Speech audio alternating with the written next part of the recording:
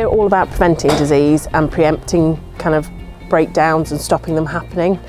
So we'd rather sit down with the farmer, look at issues they'd had previous years. So the red tractor health schemes are all based on looking at previous year's data, births, deaths, any lamenesses, abortions, any sort of infectious disease that might have come across. Hopefully we as vets will have investigated those, so we've got results to work on. We'd think about, if we were disease free, how to stop that disease coming in.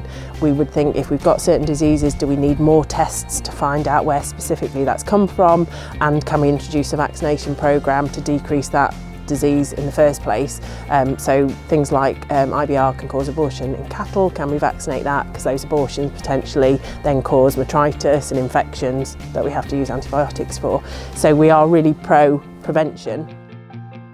We started herd health testing about 10 years ago, and it took us quite a while, to sort of 3 or 4 years, to get accredited on things, and eventually we've sort of been vaccinating now for that length of time that we've sort of reduced all the diseases, and so we don't have to use many antibiotics.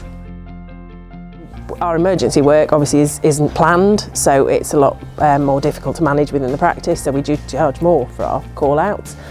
Sick animals obviously sometimes don't have great outcomes, so you've got the cost of the vet and potentially antibiotics and treatments, and then ultimately we can't save everything. So for some things you might even get, say, a dead calf at the end of it. If we can use that to our advantage and do a post-mortem and again pinpoint what's caused that issue, we can put a plan in place to prevent it in the future.